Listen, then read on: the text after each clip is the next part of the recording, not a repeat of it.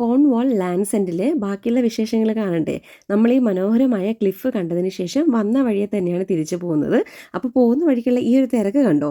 അപ്പോൾ ഇവിടുത്തെ ഈ സൈൻ ബോർഡിൽ നമ്മുടെ പേര് എഴുതുവാനായിട്ട് സാധിക്കും. അതായത് കപ്പിൾസൊക്കെ ആണെങ്കിൽ നമ്മുടെ പേരും നമ്മൾ വന്ന ഡേറ്റും അവിടെ എഴുതിയിട്ട് അതിന് താഴെ നിന്ന് ഫോട്ടോ ഒക്കെ എടുക്കാനുള്ള ഒരു തിരക്കാണ് അവിടെ ഈ കാണുന്നത്. ആ തിരക്കിൽ ചെന്ന് പെടാനായിട്ട് താല്പര്യമില്ലാത്തത് കൊണ്ട് ഞങ്ങൾ ആ ക്യൂവിൽ നിന്നില്ല. പോകുന്ന വഴിക്കും നല്ല ശക്തമായിട്ടുള്ള കാറ്റ് അനുഭവപ്പെട്ടു. അവിടുത്തെ പോസ്റ്റ് ബോക്സിലും അതുപോലെ തന്നെ റെസ്റ്റോറൻറ്റിലും ഒക്കെ first and last in England എന്ന് പ്രത്യേകം എഴുതി വെച്ചിട്ടുണ്ട്. കാരണം ഫസ്റ്റ് സ്പോട്ടും ഇതാണ്, ലാസ്റ്റ് സ്പോട്ടും ഇതാണ്. വഴിയോരത്ത് തന്നെ ഒത്തിരി നമുക്ക് ഫുഡ് കിട്ടുന്ന സ്പോട്ട്സ് ഉണ്ട്. അപ്പോൾ ഞങ്ങളും കുറച്ച് ഫുഡൊക്കെ വാങ്ങി ഒന്ന് ട്രൈ ചെയ്തായിരുന്നു. കൊറിയൻ ഫ്രൈഡ് ചിക്കനും നാഷ്വിൽ ഫ്രൈഡ് ചിക്കനും ആയിരുന്നു ഞങ്ങൾ ട്രൈ ചെയ്തത്. ടേസ്റ്റ് വൈസ് അത്ര ഓക്കെ അല്ലായിരുന്നു. ഞങ്ങൾക്കിത് രണ്ടും അത്ര ഇഷ്ടപ്പെട്ടില്ല എന്ന് വേണം പറയാൻ. പക്ഷേ ഷോപ്പിന് മുമ്പിൽ നല്ല തിരക്കായിരുന്നു. ഇതുപോലെ സ്ട്രീറ്റ് ഫുഡ് കിട്ടുന്ന ഒത്തിരി ഷോപ്സും അവിടെ അവൈലബിൾ ആണ്. അതുമാത്രമല്ല കരകൗശല വസ്തുക്കളൊക്കെ വിൽക്കുന്ന ഷോപ്സും അവിടെ അവൈലബിൾ ആയിരുന്നു. അപ്പോൾ ഞങ്ങൾ ഫുഡൊക്കെ കഴിച്ചിട്ട് മടക്കി യാത്രയിലാണ്.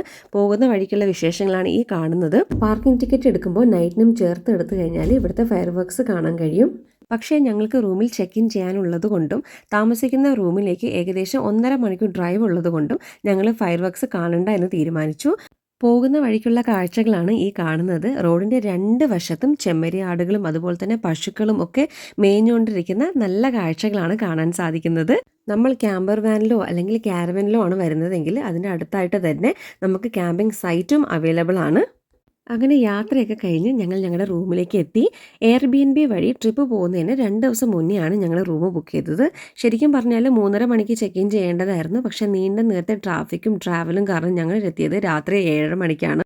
ഞങ്ങൾ എത്തുമ്പോൾ തന്നെ റൂമൊക്കെ അവർ നല്ല ഭംഗിയായിട്ട് നീറ്റായിട്ട് ക്ലീൻ ചെയ്ത് വെച്ചിട്ടുണ്ടായിരുന്നു. 1 നൈറ്റ് സ്റ്റേ ആയതുകൊണ്ട് വൈകുന്നേരം 3:30 മണിക്ക് നമ്മൾ ചെക്ക് ഇൻ ചെയ്ത് കഴിഞ്ഞാൽ രാവിലെ 11:30 മണിക്കുള്ളിൽ നമ്മൾ ചെക്കൗട്ട് ചെയ്താൽ മതി. ഇതൊരു 1 ബെഡ്റൂം പ്ലസ് ലോഞ്ച് വരുന്ന ഒരു റൂമാണ്.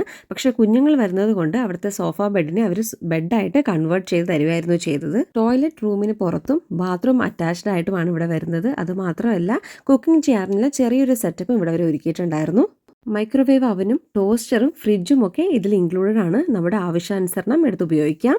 ബാക്കി വിശേഷങ്ങൾ അടുത്ത വീഡിയോയിലൂടെ കാണാം.